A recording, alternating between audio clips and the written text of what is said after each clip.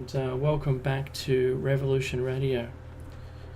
Everyone makes choices in their lives, and you've made a successive group of cascade of successful choices. Not that you've come back, but congrats to you. And what an amazing thing it is. I can only imagine all the exercise and everything you do, and how I'm not going to say you've turned your life around. You've certainly steered yourself in the right direction. Well done you, Ange. I did start to listen to your show, which comes on at 3 p.m. our time. I think it starts at 11 p.m. Monday nights. So we're not far away from you. But it was actually Ange. She used to go by the call sign This Blue Monkey, TBM. And it was her that I called into her show. She had a round table on. I called into Ange's show and I said my piece, and then Nighthawk pulled me off the call and started speaking to me directly. And I think he was producing, and offered me a show, which is fantastic. And I long live Nighthawk in our memories. I think we missed out calling out another passing. Mona from the chat room and from the station's administration group, been there from the beginning. She sadly passed on, and it just slipped my mind. Apologies to everyone. And it's not easy. The list is growing of those people who didn't make it to today. Yeah, if I'm going to put it that way. So if I have a look at the station itself, the nav bar's collapsed. Hang on a minute. I think it's at the bottom of the. I think it's at the bottom of the schedule, is it? Let me have a look. Nope, it's not there. Goodness me, this isn't easy. Let me see. Oh, if I make it bigger, there we go. It's not pleasing me at the moment, I'll tell you. So home, it's at the bottom of the home page. Yes, at the bottom of the home. So, I didn't know about Rebecca Jernigan as well. Wow. So anyway, there's at the bottom of the homepage. There's in memoriam, gone but not forgotten. Do take the time to read through the names. If you've been with the station for a long time, you certainly may know a lot of them. I know that we've had on our show, we've had a ton of these people. I remember Wharfpo initially, Princess, Wolf Spirit, Olive 2M. I used to do a show with Robin Falkov as well. Believe it or not, it was a while back. Of course, Nighthawk, Rectify, Reggae Girl. I'm skipping past. I'm not reading them all, but just skipping past the ones. Billy Hayes, my goodness, and SJ. He's been on the show a lot of times. So yeah, just look. It's so sad that we lose people. And if you could live forever, this is the thing that you would probably hate the most about losing all the special people. I'm sure at some point you would get used to it or not. Think back about those people, because as long as you're remembering them, their legacy lives on. And that's the gone but not forgotten piece. It's very important to live your life facing forward, but bring with you all the memories and everything of the past, because all of those memories make you you. Don't forget, that's right, yes, Good morning to everyone. I know it's 7:10 in the morning Eastern time in the US, so I hope you have your cup of coffee brewed, drip later, or if you have a barista who can make you a good coffee, then do that. I'm not a big fan of the Starbucks brand and how sweet everything has to be with all the other flavors. If you like that, that's your bag, and I'm not going to hate on you. Australia was founded post World War II from a coffee perspective, with the Greeks and Italians who loved their coffee, and we're quite serious coffee. I was going to say aficionado, but that's probably not right.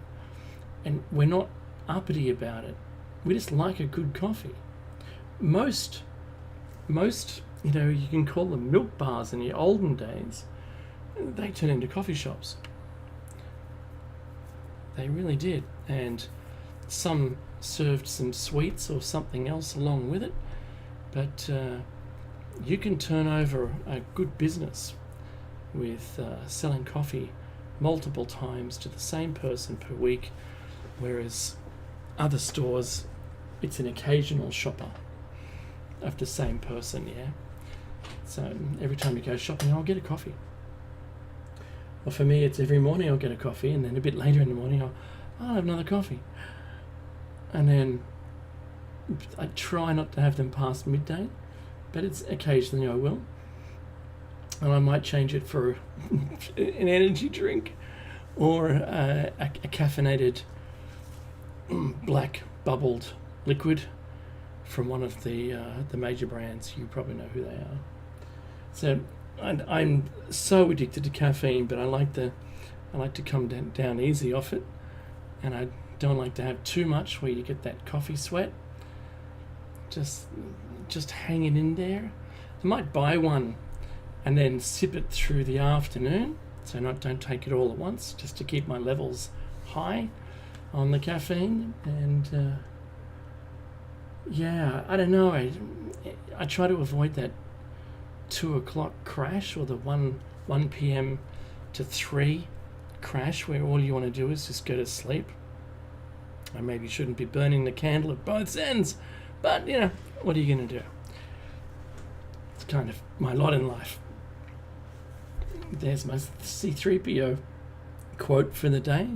I try to do at least one Star Wars quote, one Simpsons quote, and if I can get a Family Guy quote in, no, then I've done pretty well. So anyway, you've got to have stupid goals in your life that are meaningless to anybody else, and that you switch up, change your life. Don't do a Groundhog Day, right? Every single day, try and do something different. And that way, if you get locked into something, into some kind of routine, and don't call my coffee thing a routine. Sometimes I might have it at 6 in the morning or 8 in the morning, or I don't set my clock by it. But in the morning, at least at some point, you'll see me with a coffee. I've got a pod machine.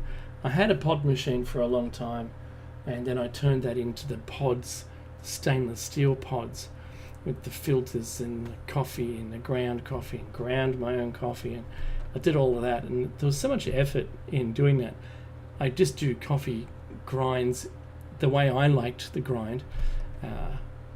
Now I'm sounding a bit poncy, but I would do that so I could get the flavor from the coffee machine, and I didn't realize that I was doing it all wrong. So just a regular coffee grind from, say, a brand that you've never heard, like Victoria or something like that. Not Victoria, but Vittoria. There's a pressurized hand press that's quite good in making a good coffee, a good barista, close to a barista coffee, which that's what I would do at home. Then I'd go and buy a real one. But I can't do instant coffee, and I can't do brewed coffee. Brewed coffee is like if you're at a restaurant and you're going to go home and you don't want to stay up for hours, you have a brewed coffee before you leave just to get you home, I suppose. But anyway, this show is not about coffee. So, yeah, there's a few news stories. One that I wanted to bring up, which is a bit weird, because I hadn't been entirely following NASA and their moon mission and the launch. I didn't see any of that. I watched a lot of Marcus House, who is an Australian, following the Starship, or basically on Elon Musk's rocket program, and Starship is one of those. And you know, the what's it called, rocket farm. I love that. There's so much really interesting build tech from a mega factory perspective that I'm really enjoying seeing the evolution of. And there's thousands of people all contributing to make that a success. To what degree do you think is the desired outcome, and by what date? I'll leave that up to you. But I think it's to try and avoid some certain calamity in the future, which they're not being entirely honest about. But that's Plato's cave. So we have message from the government that says this, and then we have what's producing those messages, what shadows on the wall, what's making the shadows, and we're seeing the message, which is the shadow. What's the truth behind those, the creation of those shadows? So anyway, I noticed just the other day that there was a moon landing attempt by a US company appears doomed after critical fuel leak. And this was at Cape Canaveral, and the first US moon landing attempt in more than 50 years appeared to be doomed after a private company's spacecraft developed a critical fuel leak just hours after Monday's launch. So Pittsburgh-based Astrobotic Technology managed to orient its lander towards the sun so solar panel could collect sunlight and charge its battery, and a special team assessed the status of what termed a failure in the propulsion system. So what they're talking about now is going, well, maybe we'll just change the mission entirely. The mission parameters, so we won't land on the moon, right? We're going to just do something else. Whatever it is. We've got the rocket in space now. So why don't we... what can we do with it? I don't know, sir. It was designed to land on the moon. What, can't we do something else? So they're clambering to try and come up with something that's going to make sense. Now, it's not a manned moon mission, but it's named Peregrine. I think they're talking about a roundabout path to the moon now only. So the propulsion system problems threatens the ability of the spacecraft to soft land on the moon, the company said. The lander is equipped with engines and thrusters for maneuvering, not only during the cruise to the moon, but for the lunar descent. I think that's really what they're talking about. So it's the soft landing, maybe not. You want to crash the thing into the moon? Go ahead. Go ahead. So that's really not going to work for anyone, I don't think. Yeah, but we really wanted to land. I suppose, India failed on its attempt first, right? And it's not like America hasn't done it before. That's funny. You can only imagine they've done it before. And they still get it wrong. They still have problems. And why are they using a competition rocket? Why didn't they use a Starship or Bezos's ship? Why didn't they do that? I don't know. You've got to ask yourself, what is the mission here? what are they attempting to do? Trying to, a lobbyist walking the halls of NASA going, look, I know this guy, right? It's got a rocket.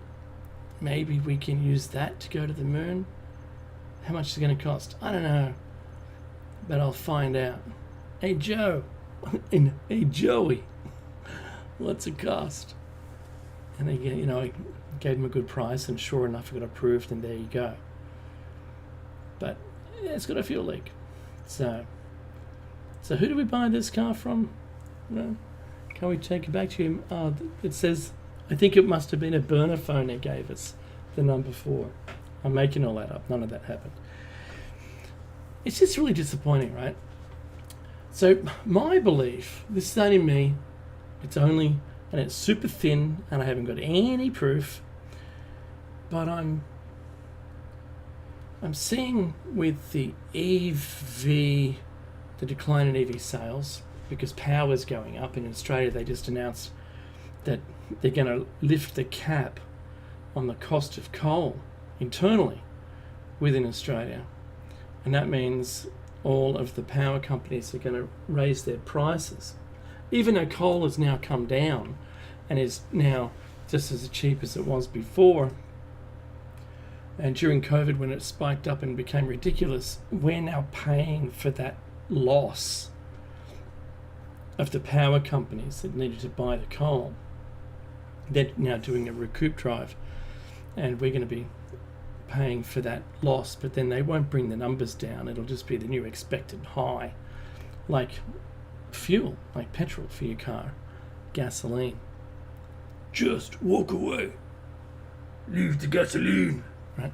So the fuel itself is just as cheap to get out of the ground as it was before. There's no current conflict that should be giving us grief with the fuel because we buy it from Singapore. And there's no problem in the area. There's certainly enough fuel per barrel to satisfy poor little Australia down here. Because we don't use that much. Not like, the United Kingdom, Europe, who gets mostly Russian oil.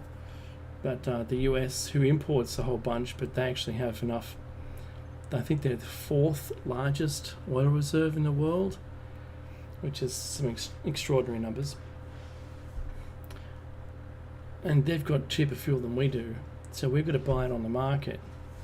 America subsidizes its fuel internally with caps. So I wish we had that. Really do. So EV sales are declining because people decided they want to drive further in less time than it takes to use an EV, right, to get there. And you don't have to stay overnight. You can go somewhere in a day and come back in the same day. Just go there for lunch and drive back. But I think we missed a point. People want choice. They don't want to be tied to an EV that can only drive like town driving. You can only drive a couple of hours, and then what are you going to do? I'll stay overnight. Stay there for 5 hours and enjoy the little town. But I didn't want to stop in the town. See, I drove 8 hours to get from my house to where I'm at. And granted, I stopped twice just to top up the tank, because if you get stuck along the way, you've got to drive off the freeway for a while to get fuel. And at the times when you're driving, the fuel that you can get to in a small town is not available. And I'd prefer to have fuel than run out. That doesn't mean I had to fill my tank up twice. I just topped it up twice. And because I can do it, I used to be able to do it, an 8-hour drive on one tank. But I can't do that anymore. The car's, a performance vehicle now. It burns through more fuel. So that way I do have to look after my safe journeying. But to drive that distance would be 2 overnight stops. I just couldn't do it. I couldn't drive it in a third of a day. I couldn't do it.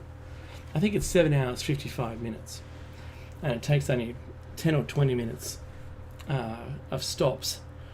A bite to eat, walk around the car, fill, top it up, and then get back on my way again. So let's just round it up to eight, maybe 8.5. So if I did an 8.5, 759 kilometers, that's pretty good, right? But in an EV, no, it's at least 2 stops, and they're very long stops.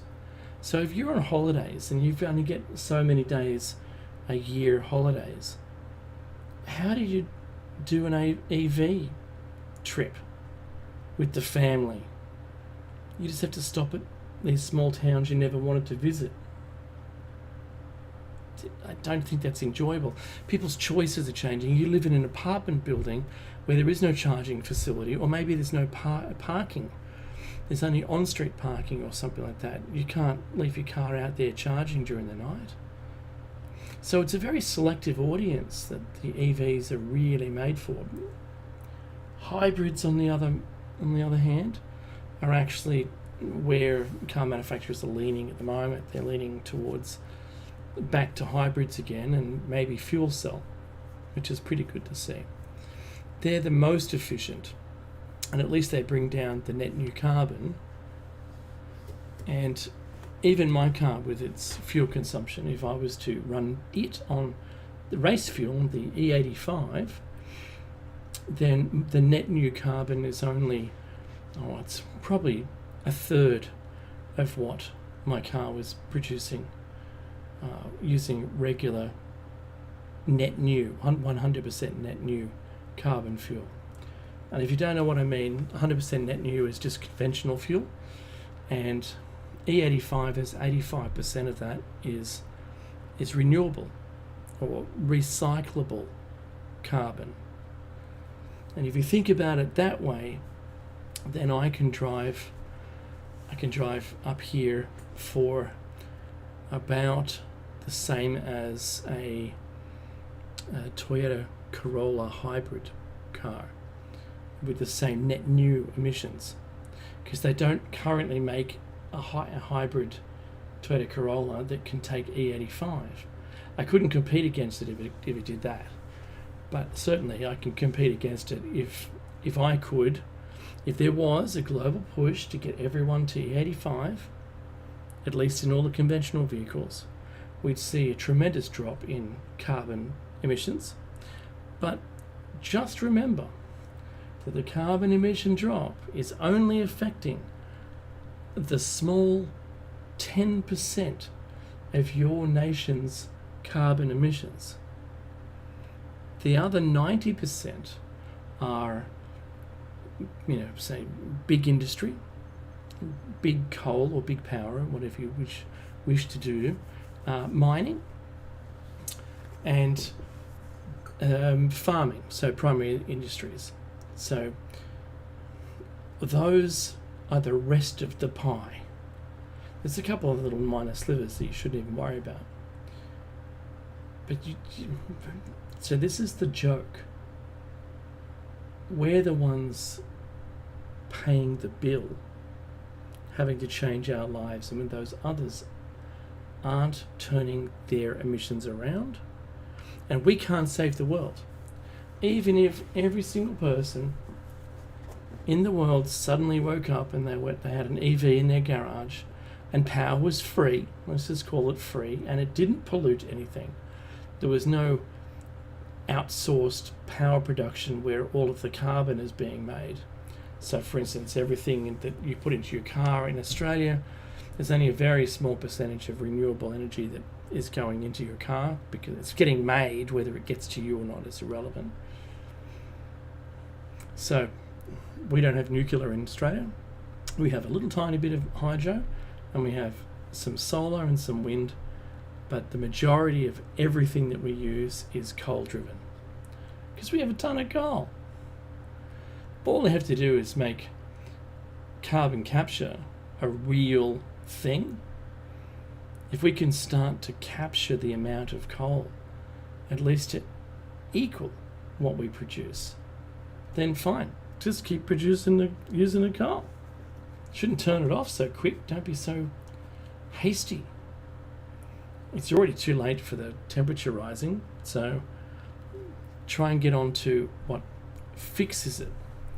So in Australia, they decided we have a huge offshore shelf, which is about 30 metres or more deep, and if you plant kelp there, then that can capture the carbon. It's pretty good. If we actually added up what the East Coast trees capture per year, we might be very surprised in how much carbon they're actually doing. We might actually be well more in front than we thought we were, which is extremely interesting.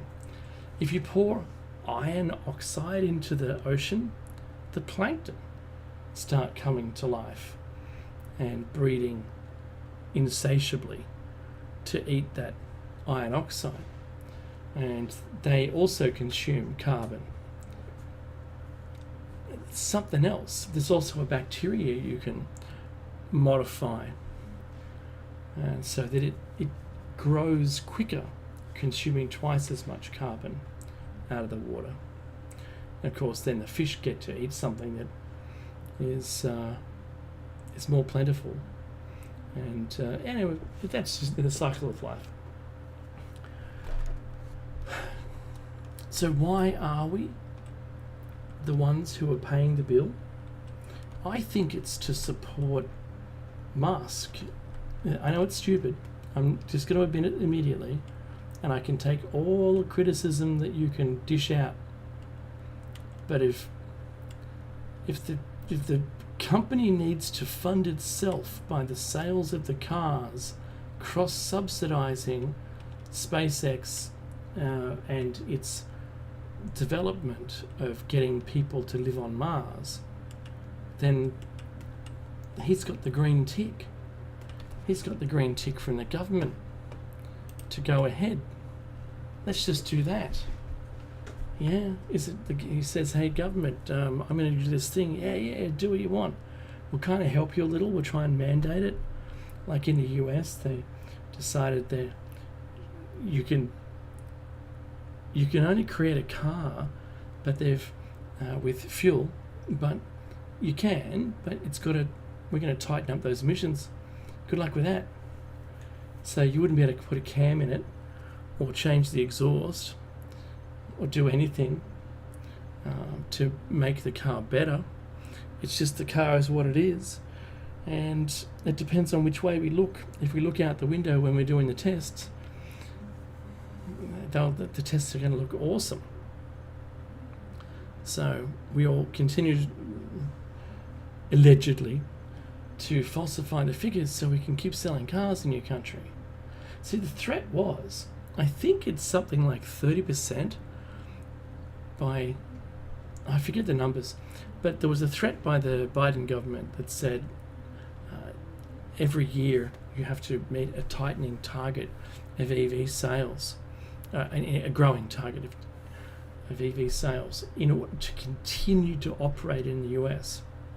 Because if you don't, you won't be able to sell any cars.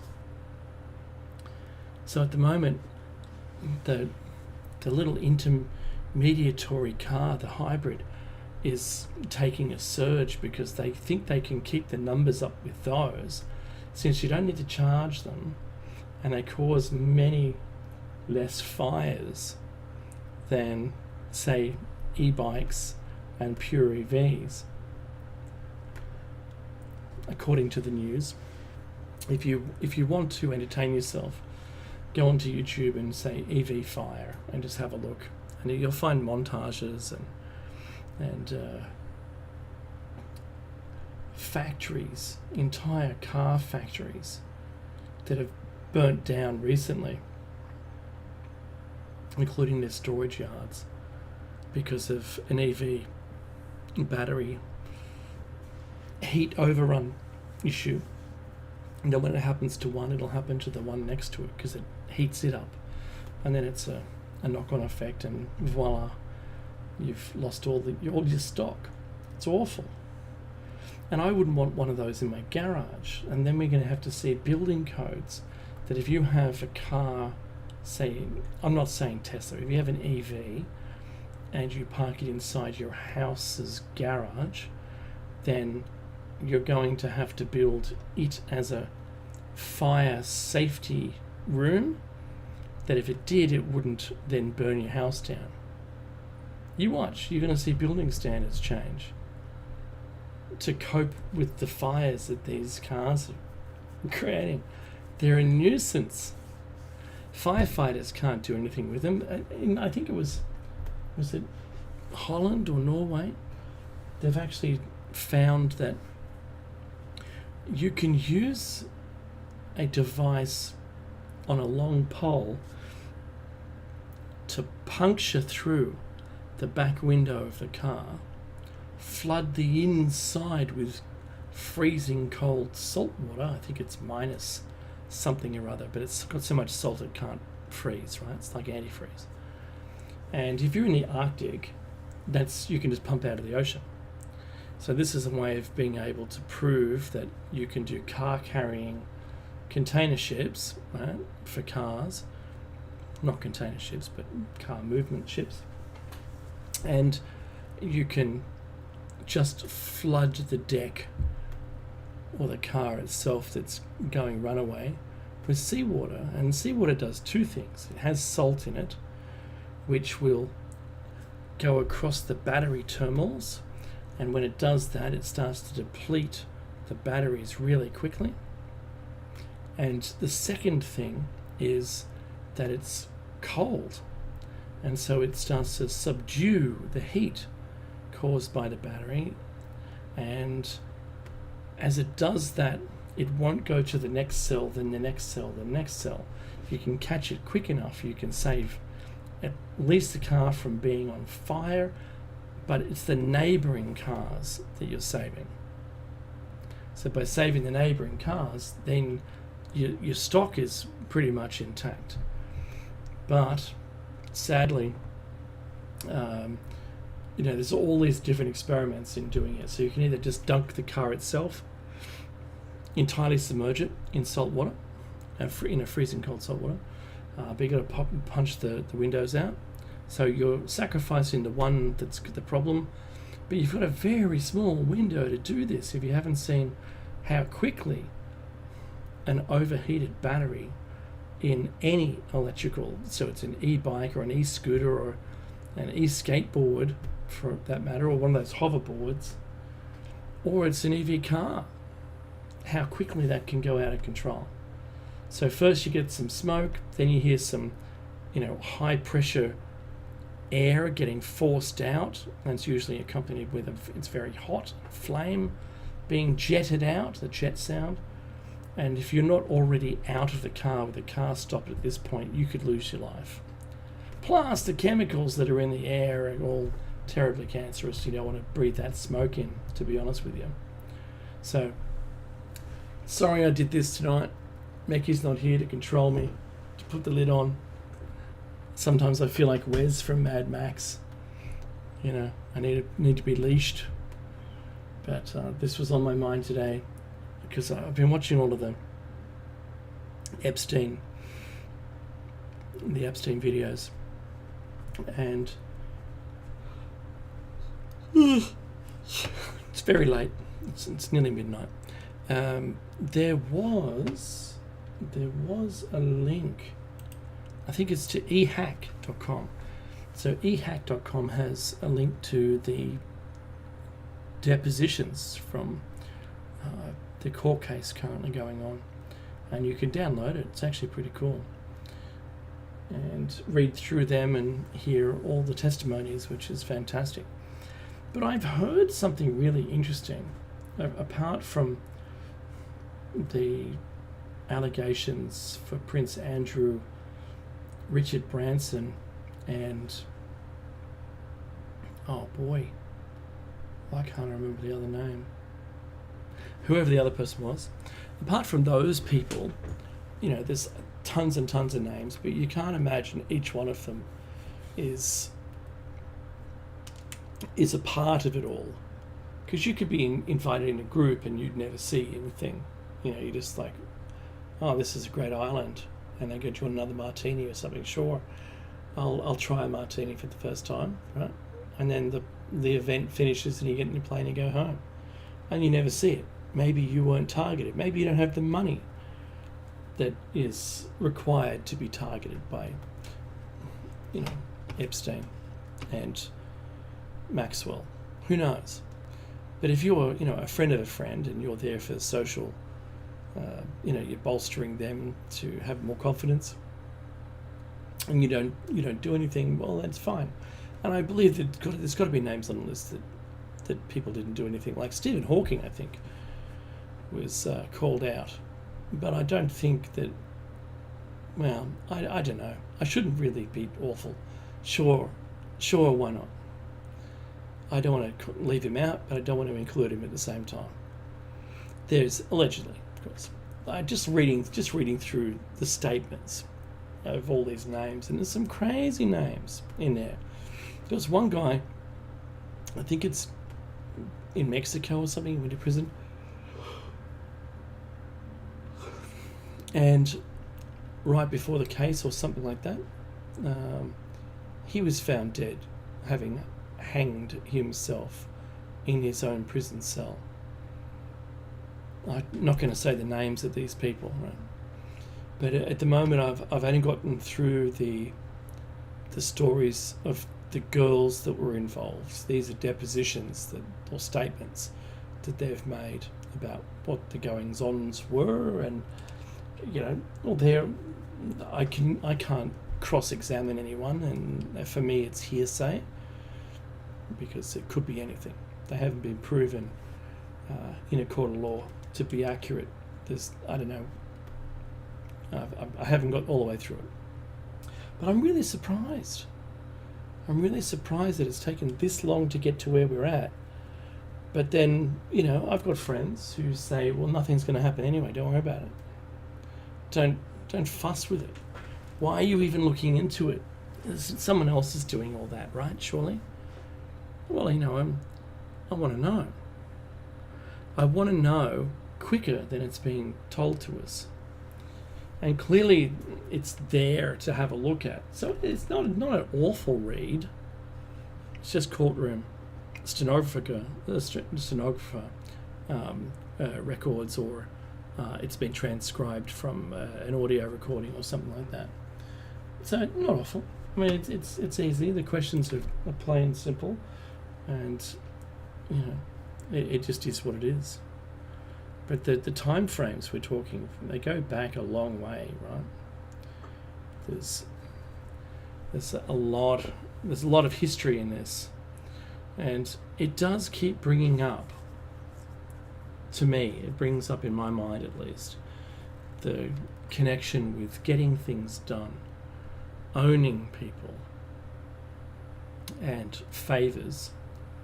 Money changed hands, I'm sure, but what kind of numbers? If they're just for for favours, that's one thing. But if you're looking for investment money,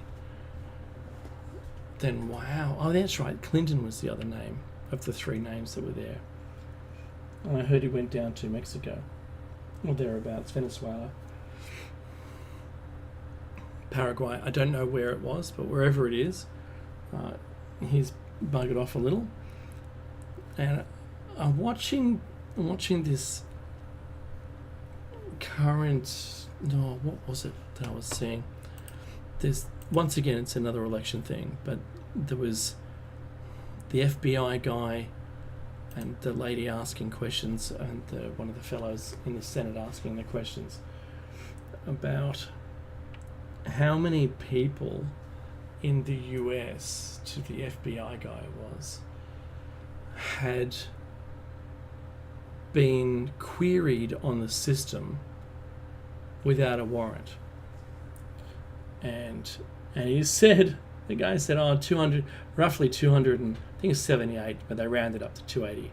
280,000 Americans were, and this is how the conversation concluded, were unintentionally queried or accessed their personal details.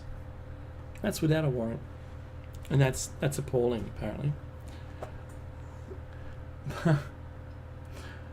If that doesn't make you angry, I don't know what does. In a country that was built on liberty, I'm sure that's gone. I'm sure that's long gone.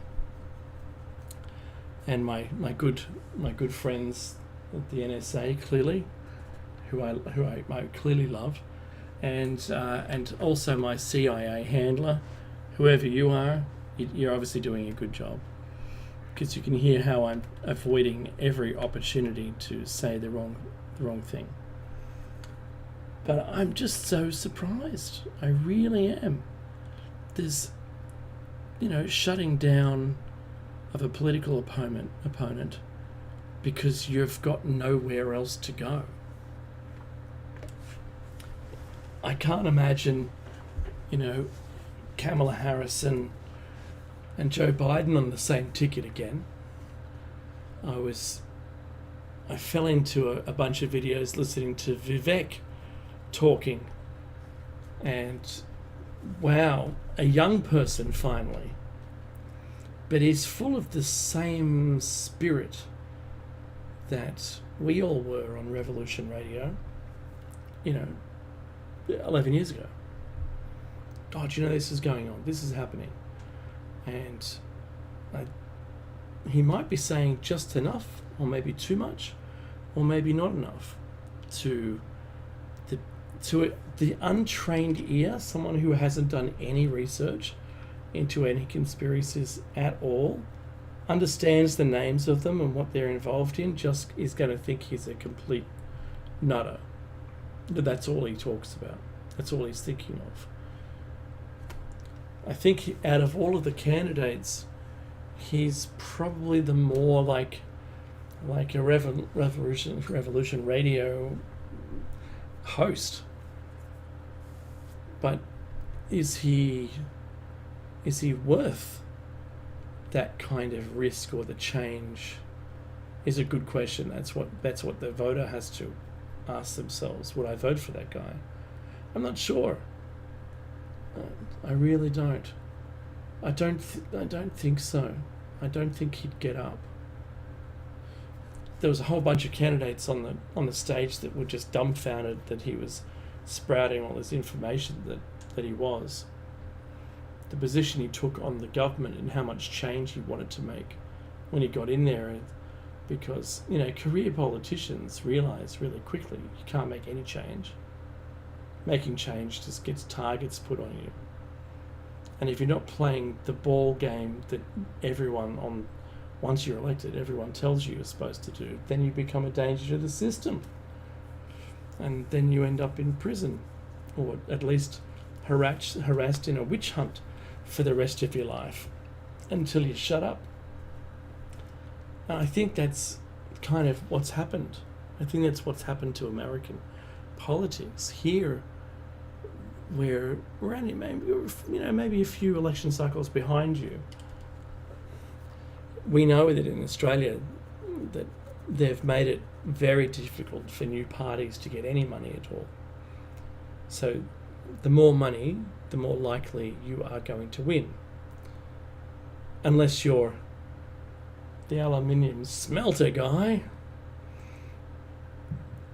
who spent almost his entire fortune trying to be elected, and he only won one seat, much to his disappointment. That's a lot of money down the toilet. I'm sure he's already earned it back or done something. But the shame is that this is the system that is now being played. It's being played for what it's worth to maintain itself. To maintain itself so that you'll just keep it running. Yeah, it's corrupt. Yeah, the voting practices are awful. Yeah, America's got so much freedom you don't even have to vote if you don't want. But then you can't complain. You actually earn the right to complain when you vote.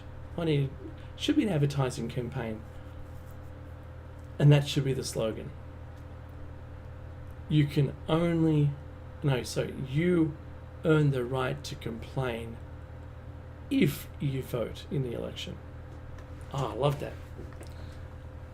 It probably wouldn't test well. And then just say vote for your favourite party or something, right? I don't know. It's an apolitical advertising campaign. Do some billboards. That'd be nice. Put Revolution Radio on it. I should talk to the admins.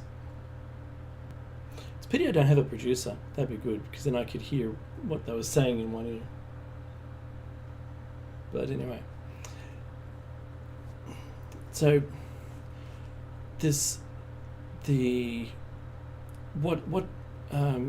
what the system is currently doing to Trump is outrageous. I'm not seeing Biden as any real threat to anybody except to himself.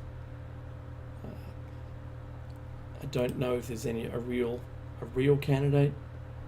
It'd be funny if Bernie tried to run again. I think Hillary is out. I don't think she can run, given, she's just gone on holidays down south to a country that doesn't have a what's it called? Extradition law to the US. It's very interesting. So they can't be called back. They might very well stay there. They've got enough money to live anywhere on the planet pretty safely. She's going to have to grow a moustache, I think, to not be recognisable. I don't know, shave her head, maybe do some dreadlocks or something. I really wouldn't want them as neighbours, even. I think The Simpsons did a good job with, was it Ford? Whoever it was that Homer ended up with as a neighbour. Would you like any of those, any politician throughout history, to be your neighbour? Do you think you could get along with any of them willingly? Even just at a barbecue. I don't mean a one-off barbecue. I mean you see them, every weekend you're mowing the lawn, they're mowing their lawn, etc. It's probably Jimmy Carter probably would be alright. I wouldn't mind him, because he's declared that he's seen a UFO in his, maybe more than once. I think he has a story. I'm not sure if I'd liked Obama for his ability. He's a great orator, and his charisma was off the charts. But as a person, I don't know.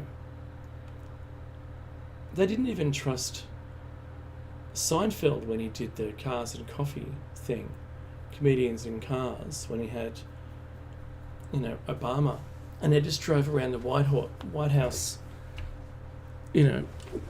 roadways, around the paths, and had the Secret Service the whole time. I mean, what's with that? How about Michael for that? I'm sorry, Michelle. That's what I meant. Michelle, no, it's a bit late, isn't it, to pull her out to run? I just don't know. Unless there's a warehouse full of votes that are pre-filled in, I'm not sure the Democrats could survive. Apparently, the amount of people that are attending the Trump rallies is so disturbing the Democrats that they've almost put their hands in the air and said, well, I don't think we can win it. I saw a story on CNN about that today. They were saying, well, we just hope we end up with some candidates that can compete against it.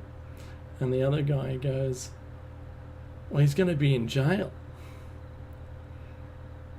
Okay, sure. That's really trending that problem out, isn't it? So the future dictator who is going to kill people, kill dissidents, according to CNN. This is, by the way. I'm only quoting them. I'm quoting their guests. CNN had some guests on who described the brave new world of having Trump voted back in as being a horrendous time for American history that it's never going to ever recover from. And it's going to be the end of America as we know it. Well, is it? They're pretty big calls. What happened last time? I don't think it was the end last time, was it? It wasn't the end? You pursued him like a witch hunt. And if you know the history behind the term witch hunt, it's Pelosi was very adamant that she could get him on something at least. But then every stone that was being cast at Trump was actually occurring internally within the Democrats anyway. So Republican, Democrat, Independent, I don't know. It's going to be a very tough election for people to make up their minds. There is definitely the dyed-in-the-wool both parties. I don't know how many people are going to sit on the fence and fall one way or the other. And I don't know how RFK is going. I think out of everybody, he might have been the best. Is he a Democrat or going independent or something? He definitely has a family history in it, and maybe he could make it better. Just maybe. I don't know who can make it better. Think about that, and try to use your own thoughts to decide, and don't have inherited opinion. It's very difficult. You've got to be so skilled and willing to watch the opposition. And there's the music. I can't believe the music's already come around. This has been Plato's Cave for the 9th of January. Coming up next, I don't know. There's somebody, I hope. Schedule's not empty. So we'll catch you on Thursday morning at 7 a.m. It's coming up to 8 a.m. Enjoy your day.